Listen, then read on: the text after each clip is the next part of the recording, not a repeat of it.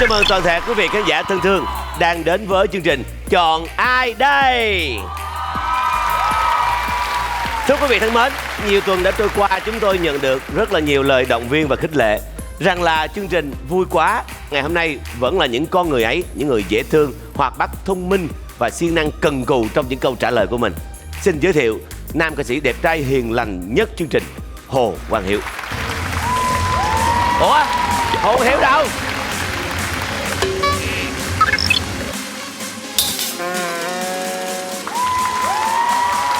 BB Trần. Ủa gì kỳ vậy? Wow, wow, wow.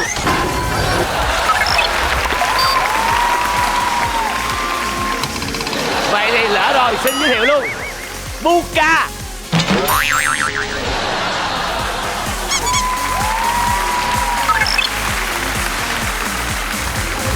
Trời ơi, hôm nay táo bạo quá. Jun Phạm.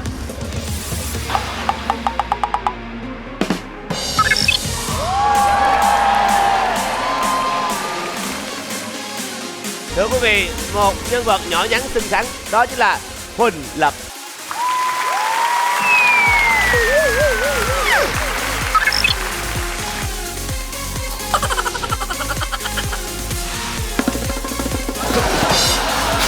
Thưa quý vị, Lê Dương Bảo Lâm.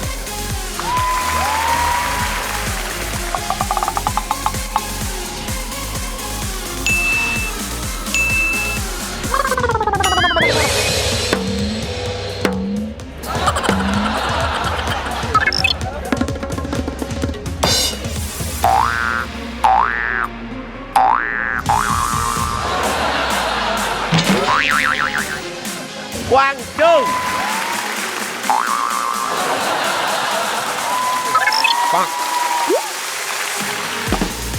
Harry Won.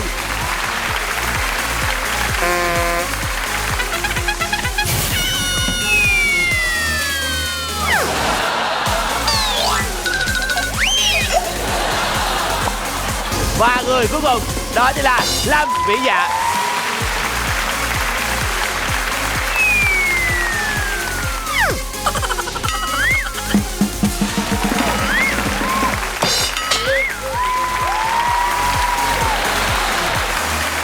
Loạn hết luôn.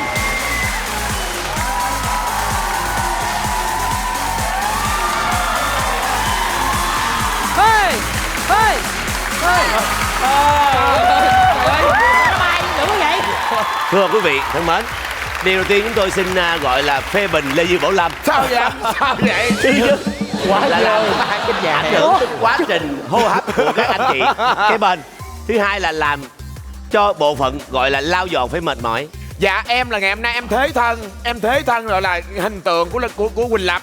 Quỳnh Lập lúc nào ra cũng dơ như vậy. Em quá thân là Quỳnh Lập nên em phải như vậy thôi. Em làm gì làm, em dơ là em dơ đúng trên người của em, chứ không có dơ tràn lan đại hải giống nhanh giống vậy nha. Bây giờ tôi xin hỏi nè, cái nét nào mà của Buka mà nãy Hồ Hiếu diễn vậy? Hiếu nãy diễn sao vậy? Cái gì ba?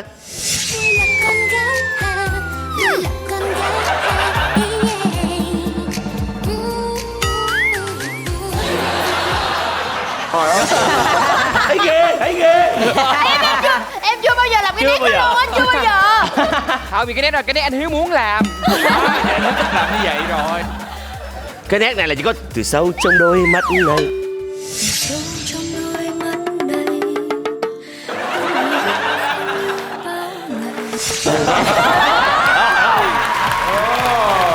Thiệt ghê quá. Còn nãy ai làm nét Lâm Vĩ Dạ vậy? đây là Jun Phạm. Trời ơi, trời ơi, cái chân dẻo queo à, đưa xuống dưới luôn. Y chang luôn á. Ủa thật ra Dạ luôn luôn làm cái trò như vậy. Nhưng mà em làm đẹp hơn Lâm Vĩ Dạ. Đúng rồi, đúng. Dạ cảm làm mấy cái Quang Trung là làm giống nhất nè. Làm gì? Mà Harry Won. Em nghiên cứu về Harry Won vui lắm, cái động tác này là của chị lắm nè. Nói chung là ai cũng thành công, chỉ có trừ Hồ Quang Hiếu thôi. Tự nhiên không phải. Không có những cái gì em xây dựng luôn á. Ngày hôm nay chúng ta lại tiếp tục gặp gỡ 4 người chơi. Và cặp đầu tiên xin giới thiệu tới mọi người Lê Nhân và Tuyền Tăng.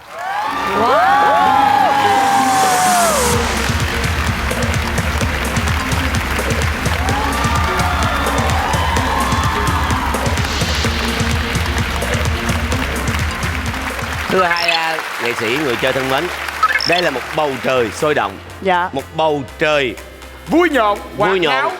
và trong bầu trời này có nhiều ngôi sao. Dạ. Tối dạ. Có những ngôi sao ở bên ngoài là bùng cháy, nhưng bên trong là sự rụt rè. Tôi á, Hả? Bên trong anh rụt rè. Có ngôi sao bữa nay là sao Quả, mai sao Kim, mốt sao Mộc, ngày nào cũng đủ loại sao, đó là Quỳnh Lập. Sao gì mà linh hoạt như vậy anh? Đó là mỗi ngày mỗi kiểu. Nhưng mà anh ơi, bữa nay là sao đâu quá anh. Bữa nay sao đâu á. Anh ơi, em cảm giác là mình đang đứng trước một cái chung cư vậy đó anh. Bên cạnh anh là ban quản lý chung cư đó. Ban quản lý chung cư đây hả? Dạ. Dạ. Anh sắp chuyển chỗ rồi. Đi đâu anh? Bị anh không thể quản lý những con người ngỗ ngược này được. Dạ. Hay anh sẽ nhờ Harry Won giới thiệu. Harry, Dạ. Lâm Vy Dạ là con người như thế nào? Gian xạo. Gian xạo. Sao? Gian xạo. Sao càng ngày nó càng vô cái chữ xạo gì chị? Sẵn sàng chưa? Dạ. Rồi. Thưa quý vị, chúng ta đi vào vòng đầu tiên.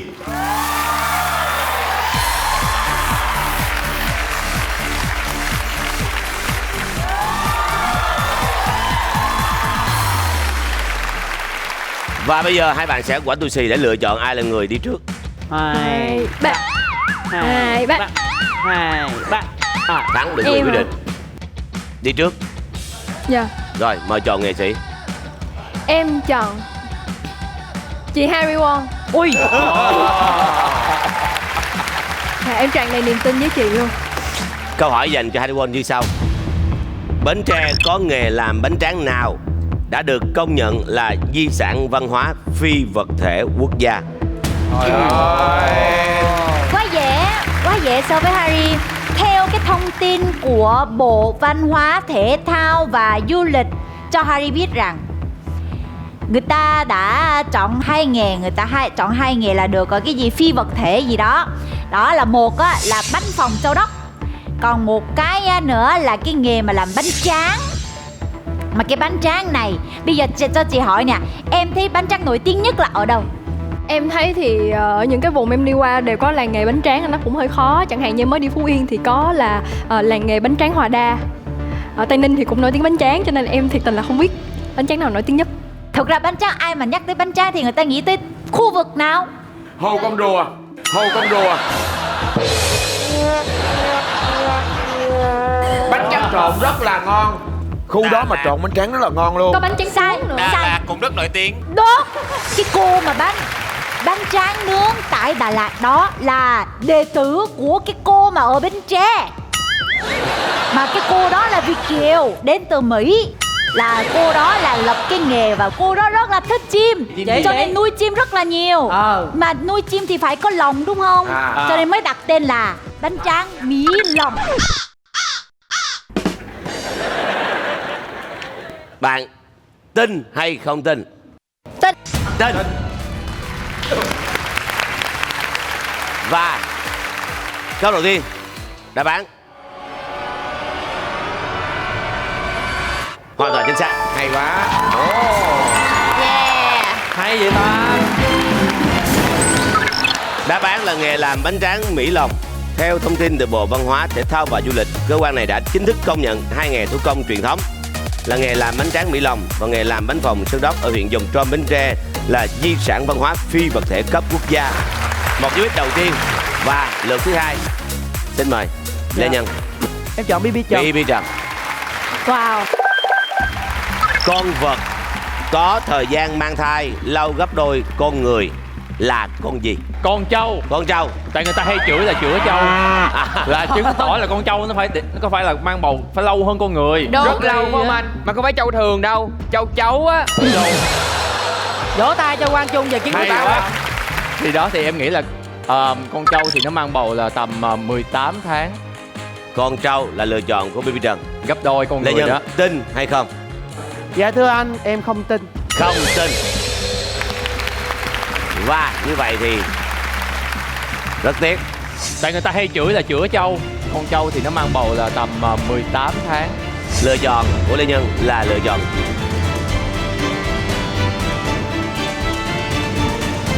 chính xác. Voi là loài động vật có thời gian mang thai lâu nhất thế giới khi voi cái phải mất 645 ngày mới sinh ra được một chú voi con. Thời gian mang thai gấp đôi con người là 9 tháng 10 ngày, tầm là 270 đến 280 ngày. Thời gian mang thai của trâu là khoảng 10 tháng rưỡi. Như vậy là hiện tại là tỷ số vẫn mỗi người một dấu, cũng chưa có gì thay đổi. Bây giờ là Tuyền Tăng. Dạ em chọn anh Lê Dương Bảo Lâm. Có giá dữ à. Cục tạ đâu anh? Cục tạ đâu? Cục tạ đâu? Không rảnh em. Dạ. Mệt. Câu hỏi Lê Dương Bảo Lâm. Quốc gia nào tổ chức lễ tình nhân riêng vào ngày 24 tháng 2? Ồ. Thường là 14 tháng 2 nhưng quốc gia Sonacot tổ chức là ngày 24 tháng 2. Đọc cái tên đọc cái tên nước mà nghe không tin tưởng được luôn. Có thiệt không trời? Sonacot em à. Có nhiều quốc gia mình không bao giờ mà mình nghĩ được cái tên đó, nhưng mà đó là cái tên đó, cho nên em phải tin anh. Thì ở quốc gia đó có một vị vua, ông mới cấm tất cả các bạn. Ông vua tên gì? Hả? Somali. Trời ơi, chết rồi, câu này dễ quá à. Ông mới cấm tất cả con trai là trong nước cưới với nhau. Ta làm gì đâu, tự nhiên cấm ta cưới. Anh ơi anh, người trả lời nhu nhược là anh đó. Mọi người để nghe anh kể đi, mệt quá. Là bởi vì để cho những người đàn ông nó tập trung vào cái chiến tranh đó, không được lấy vợ lấy chồng, tình yêu đó. Thế là ở một cái làng nọ có cặp đôi yêu nhau khủng khiếp luôn, và họ có với nhau một đứa con, và họ quyết định tổ chức lễ cưới chui. Và dân làng đó tổ chức cái đám cưới chui cho họ, tức là một cái lễ mà giấu nha. Giấu là ngày đó là ngày 24 tháng 2. Nhưng khi mà tổ chức tiệc cưới, ông vua mới phát hiện và giết cái gia đình đó. Trời ơi. Và giết những người mà giấu giếm cái câu chuyện đó. Và để kỷ niệm cái ngày mà hai người đó yêu nhau mà bị mất, cho nên người dân của nước Sonacot nha, nhớ dùm cho Lâm, kỷ niệm ngày đó là mọi người nam nữ, trai thanh nữ tú bắt đầu gặp gỡ nhau, giao lưu, hát hò. Ai mà chưa có tình yêu thì gặp nhau và bắt đầu làm quen. Và cái nước đó là quốc gia nào? Romania. Romania. Lựa chọn cuối cùng là Sonacot hay là Romania? Romania. Sonacot thì em là không tin rồi đó. Tự nhiên nghe Romania em hơi run run. Tin chứ không? Lấn cấn liền. Vậy là chắc Sonacot là thị trấn hay là Thị thủ đô trấn, của... một cái vùng nhỏ ở trong Romania. Và như vậy bạn tin hay không? Romania. Hoang mang. 4 3 2 1. Có cặp đôi yêu nhau khủng khiếp luôn, và để kỷ niệm cái ngày mà hai người đó yêu nhau mà bị mất, Romania. 3 2 1. Không tin. Không tin. Và lựa chọn của Tuyền Tăng là một sự lựa chọn không chính xác. Đúng. Nghiễm nhiên dấu O được đánh cho Lê Nhân, bởi vì tôi không biết câu chuyện nó như thế nào, nhưng quốc gia đó chính là Romania. Trời ơi, sao bị lấn cấn thiệt. Bây giờ đặc biệt quan tâm, Lê Nhân đã có 2 dấu O đường chéo. Ây chà. Thì chắc chắn vị trí cuối cùng sẽ lựa chọn đó chính là Dạ Quang Trung. Quang Trung. Xin hỏi, dạo thời gian gần đây đã coi phim gì ở ngoài rạp chiếu phim?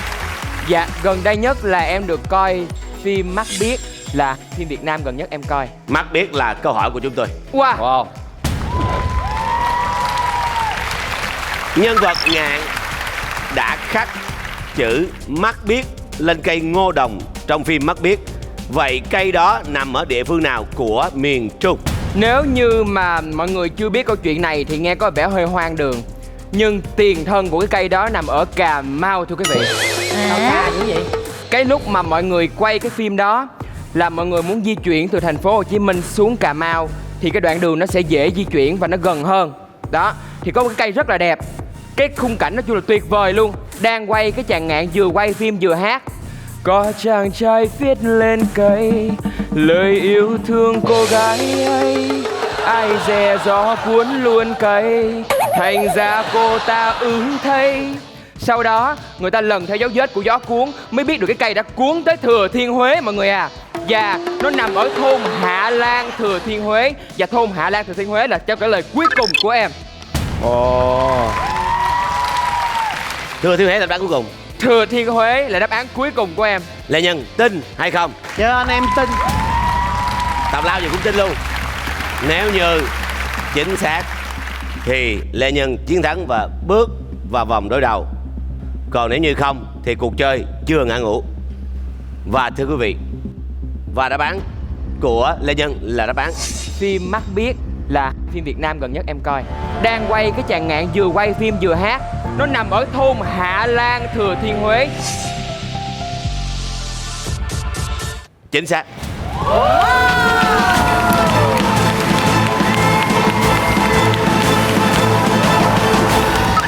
Bối cảnh cây ngô đồng mà ngạn khắc chữ Mắt Biếc trong phim nằm ở thôn Hà Cảng. Còn Hạ Lan là chế ra thôi. Miễn sao có đáp án cuối cùng là Thừa Thiên Huế. Xã Quảng Phú, huyện Quảng Điền và tỉnh Thừa Thiên Huế. Thì cuộc sống mà, Dạ. mọi thứ trôi qua như một giấc mơ. Thấy không? Sau một giây tất cả là quá khứ. Tiễn đưa ngàn dặm cũng phải chia tay. Anh ơi, ghê quá vậy. Trời ơi, để em về luôn anh ơi. Tiền Tăng ra về với 5 triệu đồng tiền thưởng. Còn Lê Nhân thì vào vòng đối đầu. Cảm ơn Tiền Tăng đã đến với chương trình. Vỗ tay cho Tiền Tăng. Cảm ơn mọi người. Thưa quý vị thân mến, chúng ta sẽ đến vòng 2. Nơi đó có hai người nghệ sĩ khác. Họ là ai? Chúng ta sẽ biết sau vài phút giải lao.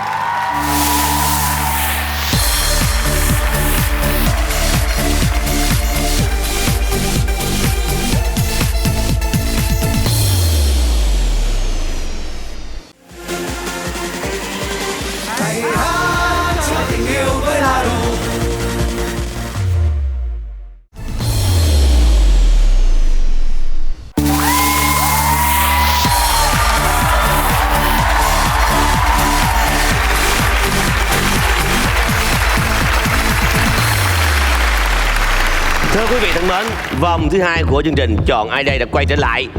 Bây giờ xin hỏi, chúng ta, những người cố vấn trên đây, chúng ta hãy yêu cầu sự xuất hiện của một chàng trai hoặc là một cô gái hoặc là hai trai hoặc là hai gái đẹp xinh, tính cách, nét mặt như thế nào.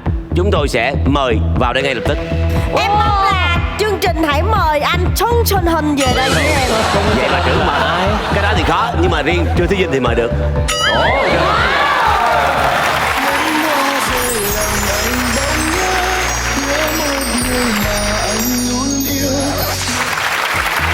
Baby Trần. Em thì em muốn anh Ngô Kiến Huy với Lan Ngọc. Ồ, cũng được, vui. Dạ. Rồi, Hiếu muốn ai? Sơn Tùng MTP. Sơn rồi đi. Được luôn. Ban tổ chức sẽ ghi nhận và mời Sơn Tùng. Emต้องhỏi em. Lê Duy Vũ Lâm. Cô gái cũng đang hot đó là Bảo Nhi. Bảo Nhi. Con gái. Rồi anh sẽ mời một cặp đôi, một bên Bảo Nhi, một bên Quỳnh Quỳnh. Trời ơi, còn gì bằng nữa. Và anh sẽ làm một cái sân khấu ở dưới Đồng Nai, em về dưới đó chơi. Nghiêm túc luôn thưa quý vị, là họ là những người cống hiến rất là nhiều cho một chương trình thành công. Thế nên những người mà mọi người yêu cầu chúng tôi sẽ mời hết. Bây giờ hai nghệ sĩ xuất hiện sẽ là ai? Dĩ nhiên là trai xinh gái đẹp. Xin mời.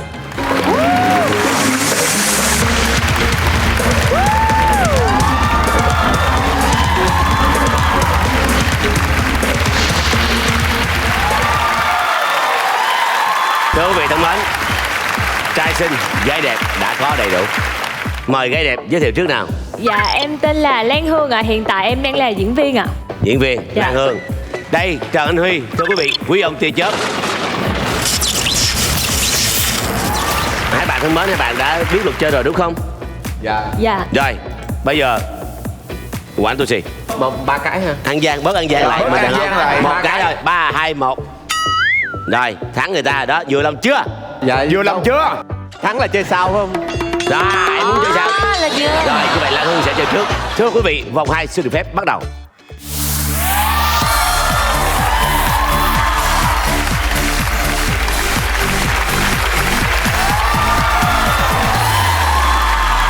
Lan Hương thân mến, hãy chọn nghệ sĩ mình mong muốn.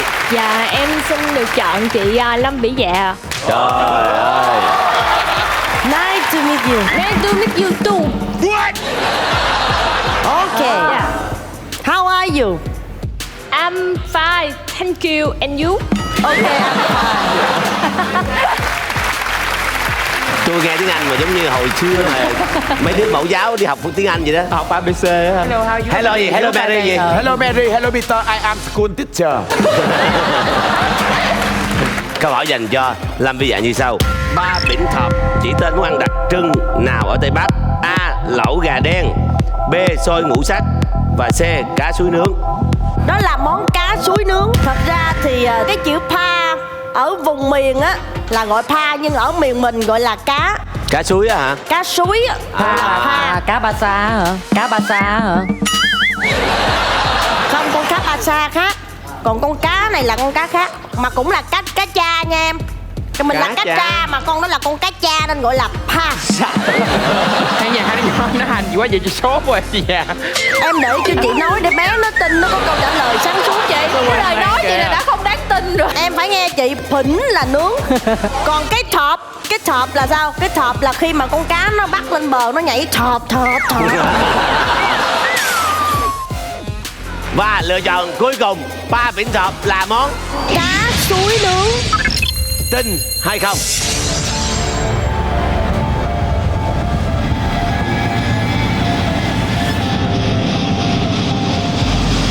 Năm. Em sẽ tin chị ạ.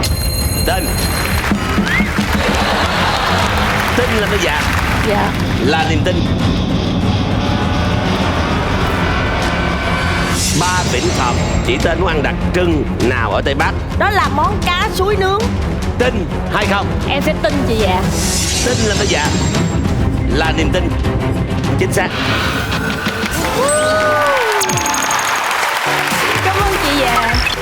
Ba là gì vậy? Và là con cá ba. Bảy ba Là cá suối. Ba là cá suối, Vĩnh Thọp là gặp lại để nướng. Ba Vĩnh Thọp là cá suối nướng. Thường ở con này là cá chém không? Cá trôi. Anh nhớ không mình ăn Thật ra cái món này em đã biết từ lâu rồi. Cá Bởi gọng. vì em có làm một cái chương trình là Tết nay ăn gì. Dạ. Đó, và em có mời khách mời là BB Trần. Và Dạ. bữa đó em mời BB Trần ăn những món ăn Tây Bắc là có món Pa Vĩnh Thọp. Dạ đúng rồi. Khởi đầu như mơ. Bắt đầu như mơ dạng sự bất ngờ. Rồi bây giờ là Trần Anh Huy, anh Lê Dương Bảo Lâm. Thôi, Không, em không chọn anh. Em không chọn anh. Ủa gì hả? Ủa tại sao không chọn ở giữa? Em chọn chị. yeah. Câu hỏi dành cho hai đứa như sau. MV 2222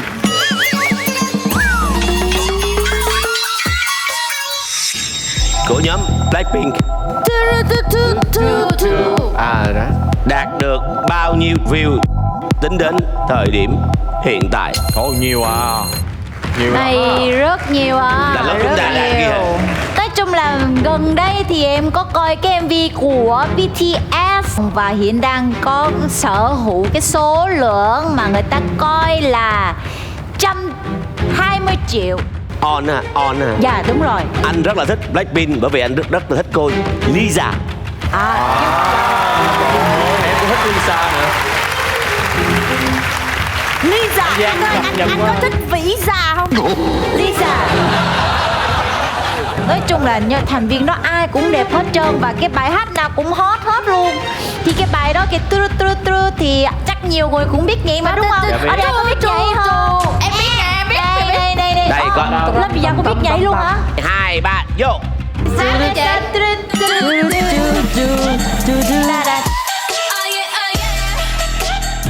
Như vậy là bên Buka là nhảy cái bài bi chắc tu.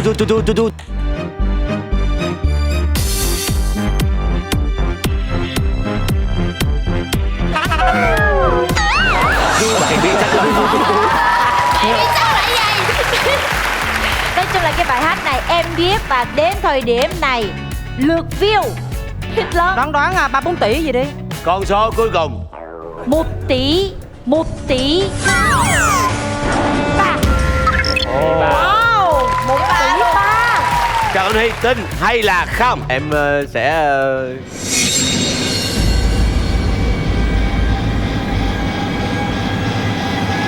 không tin không được, em phải tin chị. À không tin không được, chơi chữ quá ha. Không tin không được nghĩa là tin. Thưa quý vị, sự lựa chọn của Trần Anh Huy, dù đã làm chung nhiều chương trình nhanh như chớp, đúng không? Đừng có dừng nè. Và hôm nay cũng biết hai đứa con rất là tốt với em. Và đó là sự lựa chọn không chính xác. Như vậy khi trả lời sai thì lập tức dấu X thuộc về Lan Hương. Tính đến thời điểm hiện tại là ngay lúc này đây là 1 tỷ 090 triệu view. Chưa tới tỷ 3. Chưa tới 1 tỷ 3. Lan Hương sẽ chọn vị trí nào? Nếu anh là anh sẽ chọn một vị trí mà nó gọi là then chốt. Dạ thì chắc là phải chọn ở giữa rồi. Dạ. Người đó chính là Anh Lê Dương Bảo Lâm ạ. Lê Dương Bảo Lâm. Đây là câu hỏi từ chương trình dành cho Lê Dương Bảo Lâm. Dựa vào tỷ lệ lên men, trà không lên men là trà xanh. Vâng. Lên men toàn phần là hồng trà. Đúng. Vậy lên men một nửa gọi là trà gì? Trà chanh chém gió. Trà chanh chém gió. Trà chanh chém gió. Nha. Mình chỉ cần ra trà chanh và mình uống, mình cảm thấy nó chua chua, tưởng là trà chanh, nhưng mà nó đã lên men 1/2 rồi. Và anh nghĩ là trà chanh chém gió. Em tin câu đó không? Dạ chắc là không. Không thì mình đổi trà sữa đi. Nha. Trà sữa thì được pha trộn giữa sữa, đường, trân châu hòa quyện với nhau, tạo thành một hương vị rất béo, ngon, bổ dưỡng. Em tin trà sữa không? Em thích trà sữa nhưng mà em không tin. Rồi bây giờ một loại trà. Em biết trà long không? Dạ. Trà long là trong mắt biết luôn. Đó thì anh được diễn với cô bé rất là nhiều rồi. Khánh Vân. Khánh Vân. Cái người mà vợ em ghen. Đúng rồi, vợ em ghen. Là em rất là thích cô ấy là cô Trà Long. Chính vì em chọn là trà ô long. Lan Hương thân mến, tin hay không? Em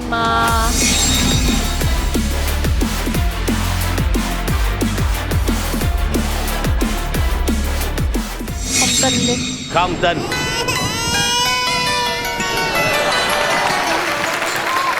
Và lựa chọn không tin Lê Dương Bảo Lâm là lựa chọn không chính xác. Em còn ở lại. Đây. Quy trình sản xuất trà ô long đặc thù ở hoạt động lên men bán phần lá trà. Đây là một quá trình kích thích để enzyme xúc tác quá trình từ biến đổi phân giải các hợp chất trong trà, tạo thành hương thơm đặc trưng sau này của trà ô long.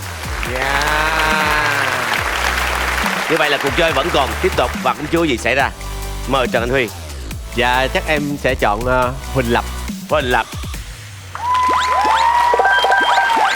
Huỳnh Lập thân mến, con chuột máy tính đầu tiên trên thế giới được làm bằng chất liệu nào? Nhiều người cứ nghĩ rằng bây giờ con chuột bây giờ làm bằng nhựa đúng không?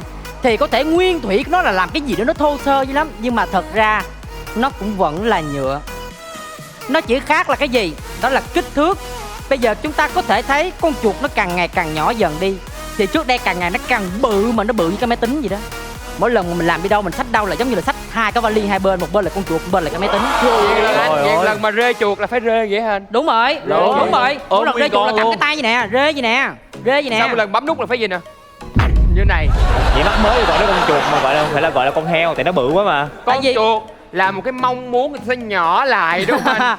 Nó là như vậy, là bởi vì á cái cấu tạo nó giống như một con chuột. Nó như thế này nè, nó giống như con chuột á, và nó có một cái đuôi, cái đuôi ra, cái hình ra nhìn xuống nó giống như một con chuột. Và ngày xưa nó làm bằng nhựa. Nhựa. Trần Anh Huy, bạn có tin Huỳnh Lập hay là không? Tin cái nữa đi anh. Trần Anh Huy tin Huỳnh Lập là một sự lựa chọn không chính xác. Thiết bị đầu tiên được công nhận rộng rãi là chuột máy tính được Julius Engelbart phát minh vào năm 1963. Con chuột ban đầu đặt trong một hộp gỗ cao cấp to gấp đôi những con chuột ngày nay, với 3 nút ở trên đầu, di chuyển với sự giúp đỡ của 2 bánh xe bằng gỗ. Hồi xưa bằng gỗ hợp lý mà. Và như vậy là nghiễm nhiên Lan Hương đã có thêm một dấu ích, chẳng ai khác nữa, đúng không? Dạ. Bây giờ mình chỉ đứng đây và hồi hộp thôi. Việc còn lại là cô gái này sẽ giải quyết. Dạ em xin được chọn anh Quang Trung ạ. Quang Trung. Câu hỏi dành cho Quang Trung như sau: trứng hư bỏ vào nước sẽ nổi hay chìm? Rồi dễ luôn, rất dễ luôn. Về cái chuyện mà trứng nó hư hay là nó thúi, nó đúng không anh? Hay là nó còn ăn bình thường đúng không? Thì khi mình thả vô nước á bình thường mấy cái trứng hư ở trong á nó sẽ bị bọng á, giống Đúng như là rồi. con cua bị ốp vậy đó. Đúng rồi, hay đó quá. thì nó sẽ tạo ra một cái khoảng Luồng không trống khí. ở trong cái trứng đó, xong rồi nó sẽ làm cho trái trứng nhẹ hơn trứng bình thường, thành ra là bỏ vô nước nó sẽ nổi lên bền ở trên. Đúng rồi. Hợp lý luôn. Còn gì rất hay quá. Cái này là hợp lý nè. Trước là em hay mua trứng mà trứng ung á, nghe nói mua về ăn sẽ đỡ bị đau đầu. Trời. Thì mình có luộc thì có thấy nó hay xì ra một cái giống như là bọt á. Dạ, cái khí nó thoát ra đúng không anh? Và chúng ta sẽ hỏi đáp án cuối cùng của Quang Trung là trứng hư bỏ vào nước sẽ nổi hay chìm? Dạ, nó sẽ nổi. Nổi là lựa chọn cuối cùng. Lan Hương tin hay không? Dạ em tin. Tin. Dạ. Chà, dễ tin người quá. Muốn đổi hay là không? Dạ không ạ. Không. Đáp án của chương trình, nếu em chính xác em chiến thắng và bước vào vòng đối đầu. Còn nếu em không chiến thắng thì Trần Anh Huy sẽ có cơ hội, vì lúc đó Huy sẽ được một vòng tròn của Quang Trung và có đường chéo xuống Lê Vũ Lâm và BB Trần. Suy nghĩ cho kỹ. Em suy nghĩ kỹ rồi. Và quyết định của em là một sự lựa chọn.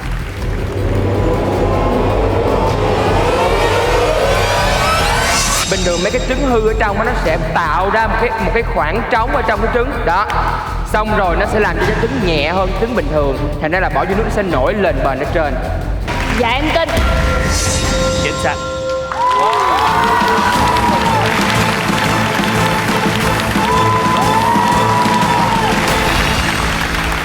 Rất đơn giản, những cái này là những cái rất dễ dàng. Khi thả một quả trứng nhẹ nhàng vào một chiếc bát hoặc ly đựng nước, nếu trứng nổi lên nhưng vẫn chạm đáy bát có nghĩa là trứng đã để một thời gian rồi. Hiện tượng này được giải thích thông qua là bên trong trứng có một túi khí nhỏ. Theo thời gian, túi khí này sẽ phát triển lớn hơn khi nước được giải phóng bớt. Thay vào đó, không khí xuất hiện làm đầy túi khí. Khi túi khí đủ lớn, trứng sẽ nổi trong nước và nổi lên cả mặt nước luôn. Và như vậy, Mới chơi rồi đùa.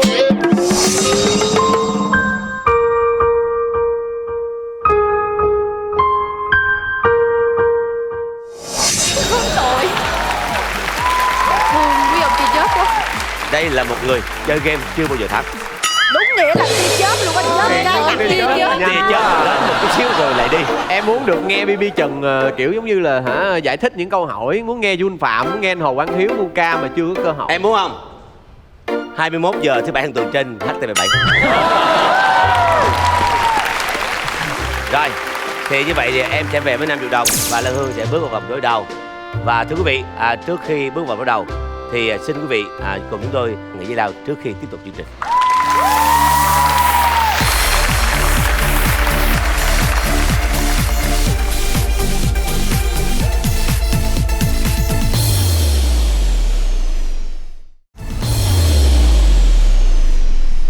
Thưa quý vị, chúng ta đã quay trở lại với vòng đối đầu của chương trình Chọn Ai Đây.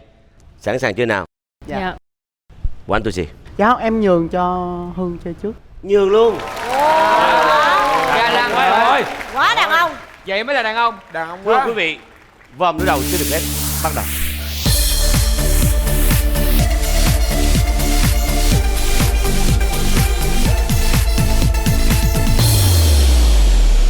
Hãy chọn một nghệ sĩ. Xin chọn anh Jun Phạm. Jun Phạm. Câu hỏi dành cho Jun Phạm như sau. Thành phố trực thuộc tỉnh nào ở Việt Nam có độ cao cao nhất? Theo kiến thức của anh đọc được thì tỉnh Lâm Đồng, thành phố Đà Lạt thuộc tỉnh Lâm Đồng, cao khoảng 1.500 so với mực nước biển, thấp hơn Sapa, mà Sapa chỉ là thị xã thôi mà. Rồi. Tại vì anh hỏi là thành phố. Dạ. Lan Hương, em có tin hay là không? Dạ em tin ạ. Lỡ bây giờ mà sai chắc là em sẽ thù anh suốt đời đó nhờ. Dạ không. Tin vì rằng em nghĩ rằng đây là đáp án đúng hay là tin vì đó là anh Jun? Dạ, em nghĩ là đẹp trai thì không bao giờ sai. Đẹp trai em tìm người có nhiều đứa yêu. Mù quáng anh, đi làm mù quáng anh. Đi làm mù quáng rồi. Bé này non đời quá. Có nhiều nghệ sĩ nữ đến đây cũng mê trai đẹp và ra về rất sớm. Hồ Quang Hiếu là một trong những người đã tiễn họ đi về. Nhưng mà Jun Phạm chưa có tiễn ai về đúng không? Đúng vậy. Lựa chọn của em là một lựa chọn.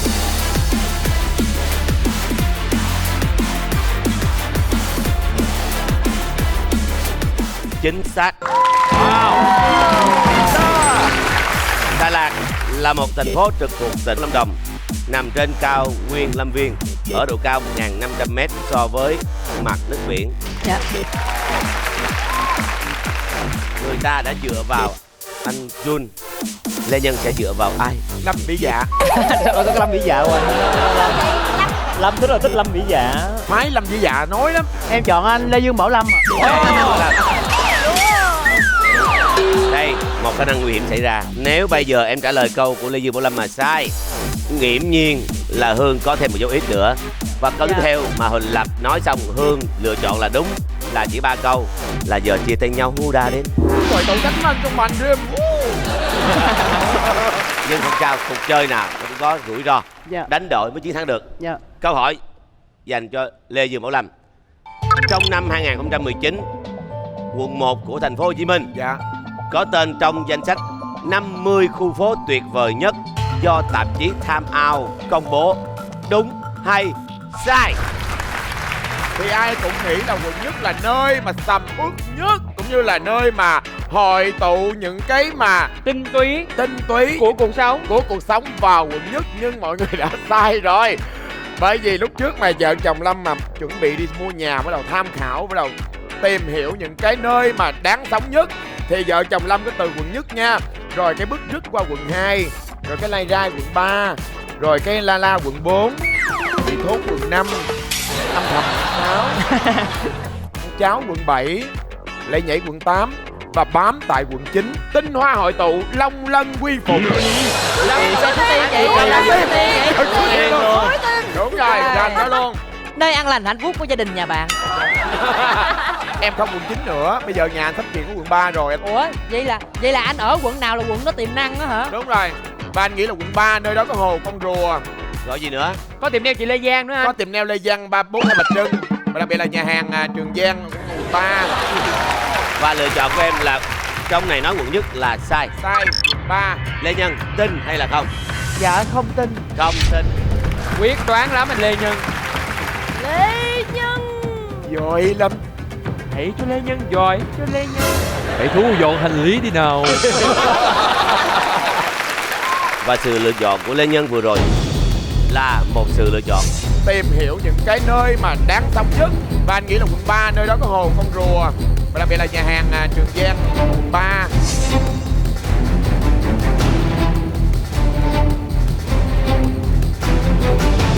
Không chính xác. Phải là quận 3. Đây, trong năm 2019, quận 3 ở thành phố Hồ Chí Minh đã góp mặt vào danh sách 50 khu phố tuyệt vời nhất thế giới do tạp chí Time Out trụ sở ở London, Anh công bố dựa trên tổng hợp ý kiến của các chuyên gia và 27.000 người. Kính thưa quý vị thân mến, Lê Dương Bảo Lâm từ đầu nói tào lao nhưng khúc cuối khẳng định là quận 3 chứ không phải quận nhất là điều hoàn toàn chính xác. Và Lan Hương đã có một dấu ích thứ hai. Bây giờ là lúc em suy tư nè. Em chọn Quỳnh Lập đúng không? Dạ đúng rồi. Quỳnh Lập là người được chọn. Lập ơi, mình chung nhóm. Anh ơi, ra đời rồi, không có quen biết gì hết trơn. Không quen biết gì hết á em. Trưởng thành đi. Câu hỏi dành cho Huỳnh Lập như sau. Câu hỏi này vô cùng đơn giản. Và ở đây, người biết nhiều nhất là Lê Dương Bảo Lâm. Rồi. Và Lê Nhân cũng là người biết. Tất cả chúng ta đều biết. Harry One cũng là người biết.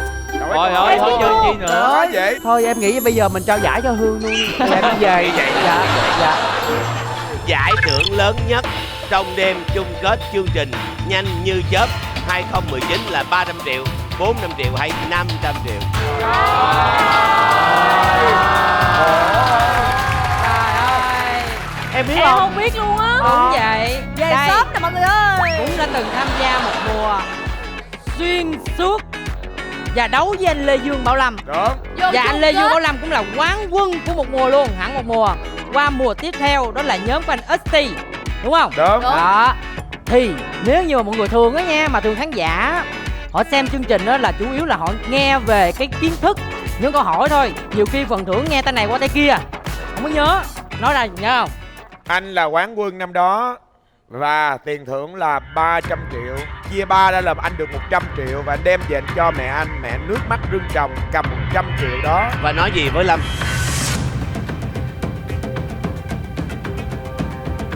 Con ơi, hãy quán quân nữa nha. Sao em nhớ là 500 triệu chứ Mình ta? cũng nhớ là 500 triệu. Em nhớ là 500 Tặng triệu Ly chứ. MC đúng không? Mình là MC mà. Trời ơi. Mình là MC mà. Đây, tôi xin thông báo luôn, MC tôi làm việc với Harry Won từ chung sức đến siêu bất ngờ, rồi đến nhanh như chớp nhiều mùa rồi. Dù chương trình có làm 8 mùa vẫn cầm giấy đọc. Vẫn cầm giấy đọc. Luật chơi chưa bao giờ nhớ. Anh ơi, nhưng mà liên quan tới con số là em không bao giờ quên đến nha. Tại số đó nhiều, em nhớ là nhiều á, 500 rồi á. đó. Trả lời đi nào. Thưa tất cả mọi người, khi mà người ta nói cái giải thưởng cao nhất thì trong đáp án của chúng ta là 300, 400, 500 thì cứ nghĩ 500 là cao nhất. Nhưng mình so về cái mặt bằng của chương trình thì đó là 300, là bởi vì một nhóm có 3 người 300 nó sẽ dễ chia hơn. Đáp án là 300. Anh ơi, 300. người chơi chắc đâu cần chương trình nghĩ cho mình vậy đâu hả? 500 họ tự khó chia cũng được mà họ thích. Họ lẻ mấy trăm đồng họ cũng tự chia rồi. Quỳnh Lập lựa chọn con số cuối cùng là 300 triệu. câu này câu quyết định. Chính xác là bước vào vòng đặc biệt. Còn nếu không là cuộc chơi còn tiếp tục. Tin hay không tin? Em tin. Tin. Đây là mỗi người quá sai là gì biết không? Chương trình nhanh như chớp là chương trình giàu có khủng khiếp. Đúng rồi. Trời ơi, 500 giàu triệu. với mức độ mà liên tục mùa, liên tục và Đúng. nhiều người tham gia. Em nhớ 300 triệu là 2018. Và lựa chọn tin Quỳnh Lập 300 triệu. Và đây là một sự lựa chọn giúp cho Lê Nhân ở lại tiếp không chính xác. Thấy chưa? Anh nói mà. Harry bao nhiêu tiền? 500 triệu. Ôi, Cái gì không nhớ, cái tiền là luôn nhớ. em nhớ hết. Rồi, bây giờ là tới lượt của Lê Nhân. Hãy làm lại từ đầu, mình đã có một dấu O rồi. Dạ em xin chọn chị Lâm Vĩ Dạ. Theo Guinness, tiệm kẹo lâu đời nhất nằm ở quốc gia nào? Ngày xưa mình coi phim á, mình hay thấy người ta gọi là bán kẹo á. Kẹo hồ lô, kẹo hồ lô. Hồi xưa hả? Hồi xưa là hay coi trên phim. Nhưng mà sự thật nó không phải vậy. Sự nói sao chị? Bởi vì theo khoa học nghiên cứu, người nước ngoài, người và châu Âu họ già hơn người châu Á mình rất nhiều. Bởi vì sao? Bởi vì họ ăn đường rất nhiều. Và cái đường đó nó làm cho mình bị lão hóa rất nhanh. Cho nên là khi mà họ ăn đường nhiều như vậy thì chắc chắn họ sẽ sản xuất ra những cái món ăn ngọt. Trong đầu tôi thì tôi nhớ là một là Anh hay là Đức, không biết là Anh Đức hay là Chị đang nhớ anh Đức đó chị. Và lựa chọn cuối cùng là nước Anh. Anh. Lê Nhân, nước Anh, tiệm kẹo lâu đời nhất thế giới nằm ở nước Anh theo kỷ lục Guinness. Thì Lê Nhân có tin hay là không? Nước Anh. Dạ em tin. Tin. Và lựa chọn nước Anh. Lựa chọn của Lê Nhân, nếu không chính xác thì vô tình một dấu ít lại thuộc về Lan Hương và cô ấy tiếp tục gặp một Hiếu. Đúng không? Đúng rồi. Nhưng người này chính xác rồi.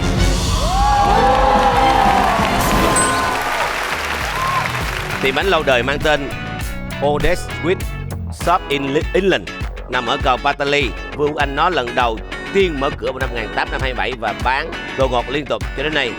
Lê Nhân đã có 2 dấu tròn. Thì bây giờ trời, dễ gì để người ta thành công đúng không? Em sẽ chọn. Em chọn anh Quang Trung. Mời Quang Trung.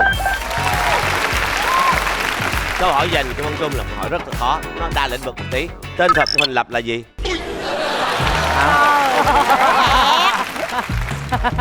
Khó dữ vậy anh? Chương trình mình có con nào đánh đố hơn nữa không? Hỏi một cái người ăn nằm với em 8-9 năm. Ghê với em. Em với anh Lập từng ăn chung, ngủ chung. Mình có rất là nhiều những kỷ niệm với nhau. Có tắm chung với em. Không, cái này không có nha. Tắm biển chung nè. Chối không? Có chối không? Có. Tụi em cùng nhau lớn lên, trưởng thành qua rất nhiều năm tháng. Trời, giống Thanh Mai Trúc Mã vậy. Đến ngày hôm nay tụi em mới bật lên cái này là có lý do mọi người à. Làm sao mà em không biết tên thật của anh Lập được? Anh Lập tên là Huỳnh Ngọc Lập. Huỳnh Ngọc Lập là tên thật của Huỳnh Lập. Tin hay là không? 5, 4. Tin. Tin. Một lựa chọn chính xác.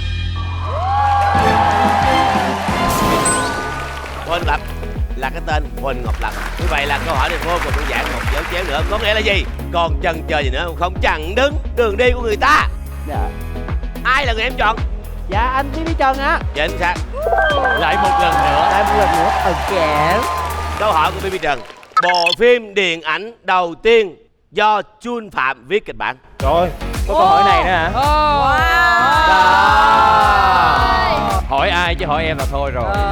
Chắc chắn rồi. Làm sao em biết được? Trời sao không biết được anh? Thân quá mà sao không biết được? Với anh Jun là anh biết ảnh là ở trong công ty của chị Ngô Thanh Vân. Và anh biết rất là nhiều kịch bản phim. Và anh chính là người bỏ tiền ra để cho chị Ngô Thanh Vân làm phim. Trời ơi. Mọi người biết không? Tại vì đâu có ai mua kịch bản phim của ảnh đâu anh. Tự bỏ tiền. Đại gia bí ẩn. Ở Landmark hả? Ở Landmark mà giàu lắm. Trời mà anh còn hỏi câu rất là ngây thơ. Ủa vậy sao anh không làm nhân vật chính? Ủa anh làm nhân vật chính là người ta biết anh bỏ tiền để làm rồi. Đúng rồi. Trời ơi trời. Đúng rồi, bây giờ bộ đứng sau. Mà cái bộ phim đó là cái bộ phim rất là nổi tiếng nữa. Dạ. Trời. Chị Ba Tấm Phượng. Cám chuyện chưa kể. Đó là do anh Jun viết kịch bản.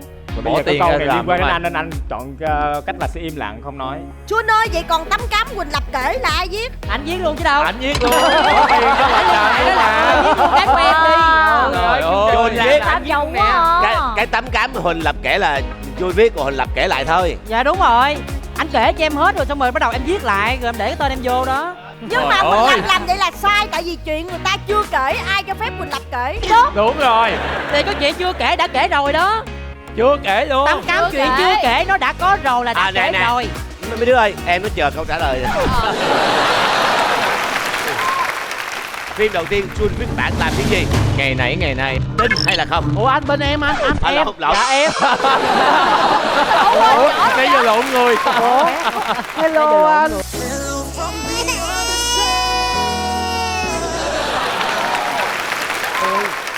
Tin hay là không?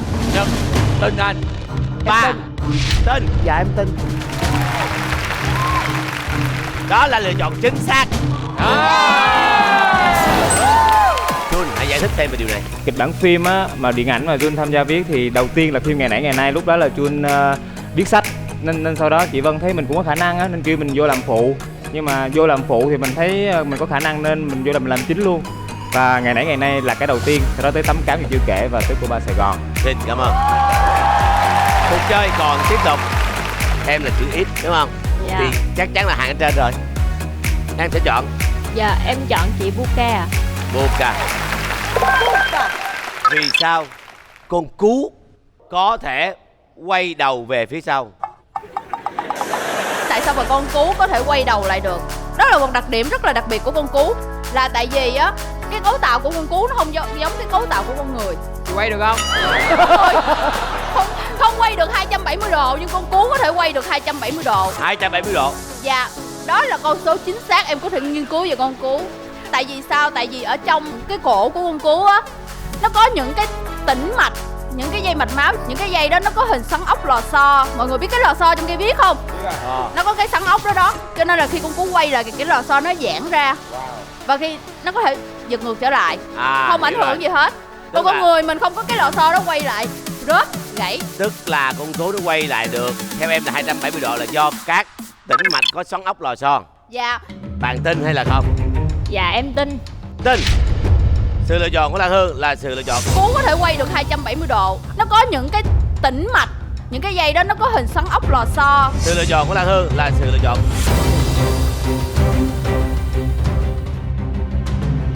không chính xác. Vì nó có gấp đôi, đốt sống cổ nó có tới 14 đốt sống cổ. Bên cạnh đó các đốt sống của cú có các lỗ trống lớn gấp 10 lần so với kích thước các động mạch của động vật. Với khoảng trống linh hoạt, các động mạch có thể dễ dàng đi qua các đốt sống khi cú quay đầu. Cấu trúc độc nhất này giúp cú quay được 270 độ chứ nó không có cái lò xo bên trong. Hiện tại hai ô tròn Lâm Vy Dạ và Bi Trần, thì ở giữa là Buka đang chờ đón ai khác nữa chính là em Lê Nhân. Em xin chọn chị Buka. Bây giờ là câu hỏi dành cho Buka, câu hỏi quyết định. Tháp nằm ở bờ đông nam hồ Hoàn Kiếm, đường Đinh Tiên Hoàng, tên là gì? Nè nghe Buka kể về câu chuyện lịch sử của Buka nè. Nhưng mà có ra Hà Nội không hay ở Đồng Tháp không? Đó, cái có ra Hà Nội. Và ở Hà Nội có một cái tháp nằm ở bờ đông nam của cái đường Đinh Tiên Hoàng. Và cái tháp đó tên là Tháp Hoàng Phong. Luca trả lời là tháp Hoàng Phong. Tin hay không? Dạ tin. Tin. Niềm tin chứ. Luca, đừng dập tắt niềm tin này nha. Lê Nhân đã tin. Tháp Hoàng Phong là lựa chọn.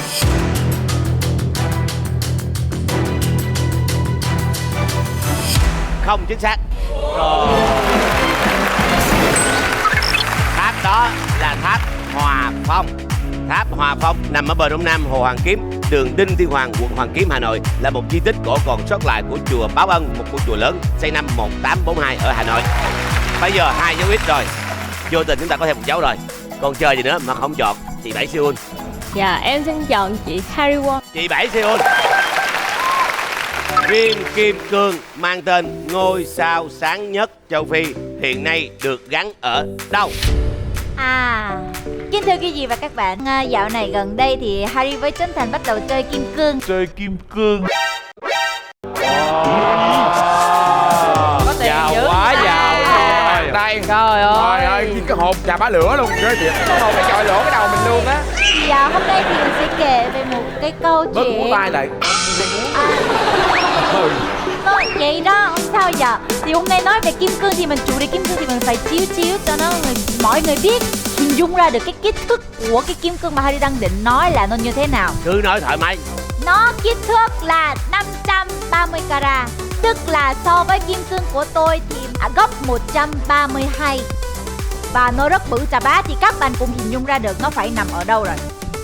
Người ta lúc đầu thì gắn vô cái vương miện, nhưng mà nó không thể nào mà đổi được tại vì nó nặng quá, cho nên người ta để một cái khác là cái cây á, gắn vô cây quyền trượng. Vương trượng. đúng rồi, là gắn trong vũ trụ. Dành cho ai? Dành cho vua Anh Quốc.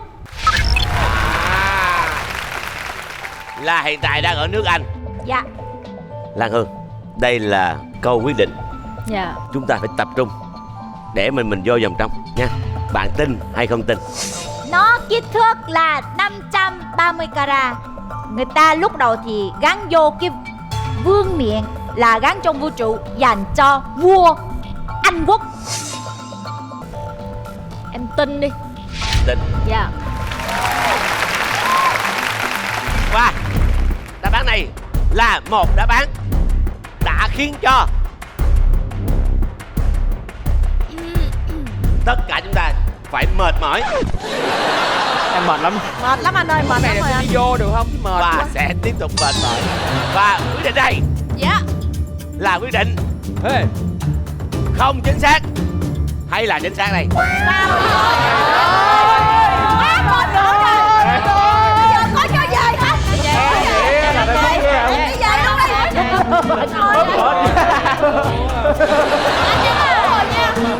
Và đây là quyết định chính xác.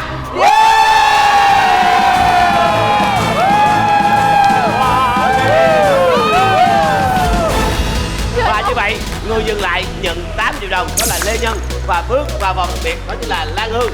Thưa quý vị, vòng đặc biệt sẽ có sau vài phút giải lao.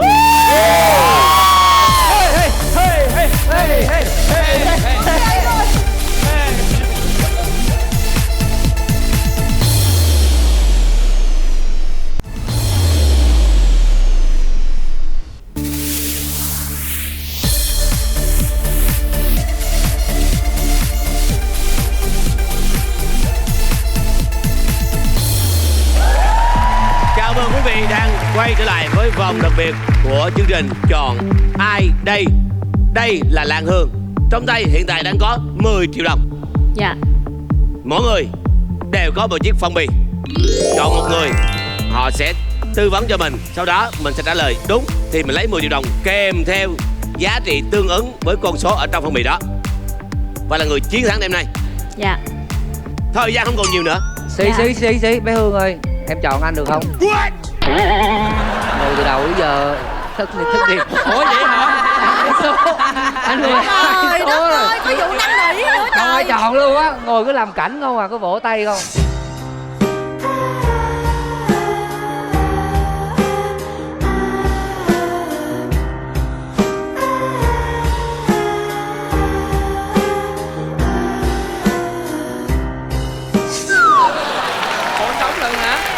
Em chọn anh cho anh lên hình xíu em. Thôi chọn anh đi, anh nhường anh đi, Hoa nhường đi. Rồi nhường đi. Đó là ý kiến của Hữu Hiếu. Em có quyền nghe hoặc không nghe. Đó là quyền của người chơi. Em chọn anh Hiếu. Cảm ơn em. Câu hỏi của chương trình là: theo sách kỷ lục Guinness, tên thủ đô của nước nào dài nhất thế giới? Trời ơi. Quá dễ luôn á. Đúng du lịch luôn. Cái này em có khi nào em coi trên mạng á, có một cái clip mà những bài hát mà khó nhất thế giới không? Có một cái cô mà Cô lái ở trên núi á. lái rồi đó. Lái đó. Em có nghe cô đó chưa?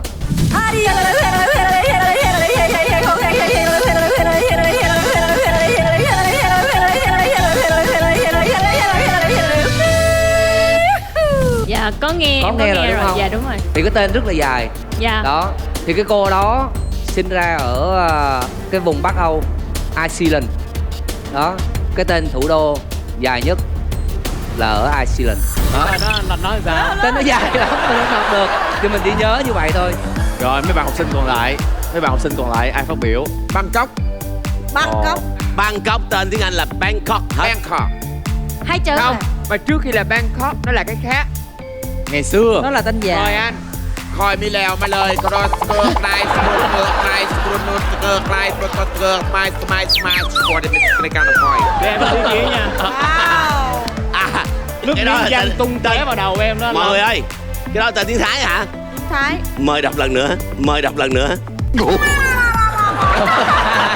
Cứ đọc nữa. Khỏi mi lèo mà lời có đôi này ngược này qua đi khăn. Chạm đầu cuối nó hơi khác nha. Đó mà dạ nước nào? Đó là ở bên Hàn Quốc mà chị Harry không để ý. Đâu? Nó là khổng cái này khẩn cái này chịu cái này nè, bro cái làm tại nó có tên mà lộc không tìm mà còn chứ mà không chịu phải còn khăn này nè. Trời ơi. Trời ơi, văng tới đầu hồn luôn rồi. Đầu hai có thể gọi đầu được á. Cái đó là tên tiếng Hàn của Seoul đó hả? Dạ đúng. Đọc lại. Luôn. Đọc lại nào. Đọc lại.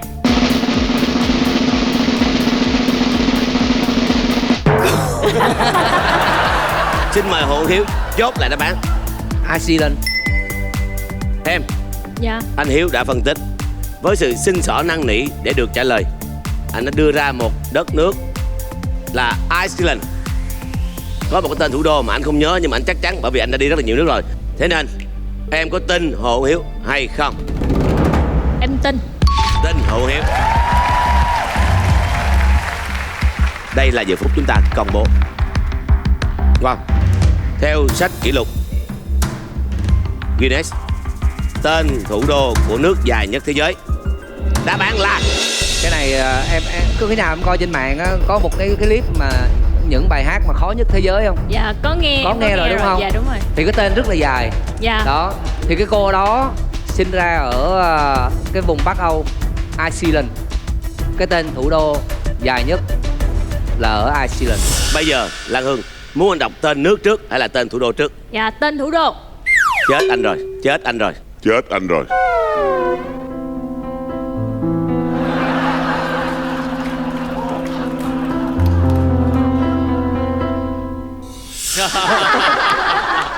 Đây là tên thủ đô của một đất nước mà người ta công nhận đây là cái tên thủ đô dài nhất thế giới. Gromthep Mahanakhon Makon Tran Nakadochin Marin Tarunjata Thara Madadigrop Lapop Dop Prakracha Tara Nikrapuridom Udom Rachan Bepin Manhachan Than Amon Pinain Bangan Watan Sathit Sakak Kali Yat Tamalat Kamprachit. Không cùng cái gì hết trời luôn á. Anh ơi, rồi mỗi lần mà đi qua đó du lịch mà mình điền cái passport mình điền sao trời? Khách nước ngoài biết thủ đô này tên tiếng Anh là. Anh ơi, anh đếm 2, 3 đi để cho tụi em cùng đọc chung với anh nha. Đọc chung cái tên thủ đô mà Dạ. tiếng sở tại đó hả? Tiếng hiện tại mà mình tự kêu á. Không, tiếng của nước người ta luôn á. 2, 3 Gromthep Mahanakhon Manon Natari Nakochin Mahin Tarajan Mahadipopop Dop Raja Tamla Udom Raja Udom Raja Amon Pidatarasit Sakat Jarak Samram Para.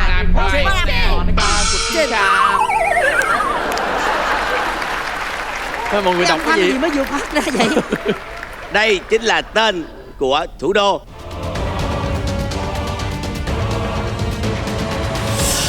Đây chính là tên của thủ đô Bangkok.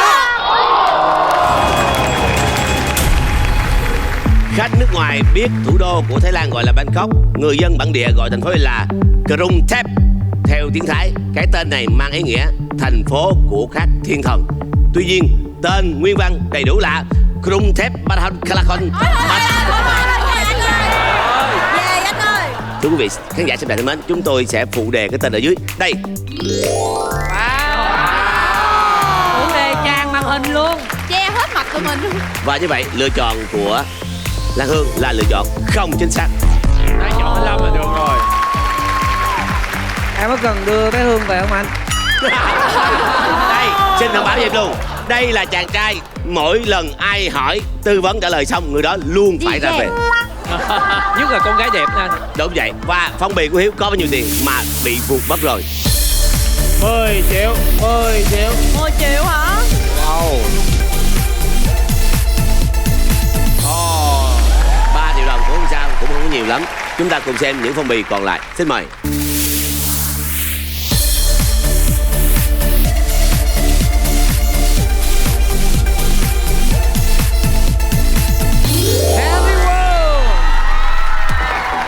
Rồi, 10 triệu đồng từ chỗ Harry Won.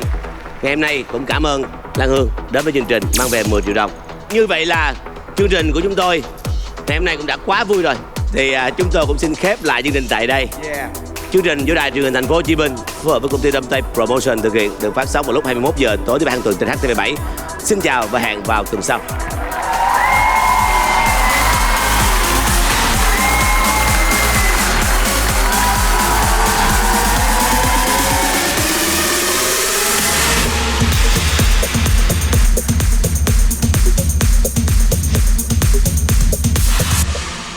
Ngày xưa ai lá ngọc cành vàng, ngày xưa ai quyền quý cao sang. Ôi chúng tôi ngày xưa đó. Ôi trời ơi, ngày mai lại sao? Ai lá ngọc cành vàng. Mọi người ơi, anh Hiếu không quậy mà bà ngoại quậy quá.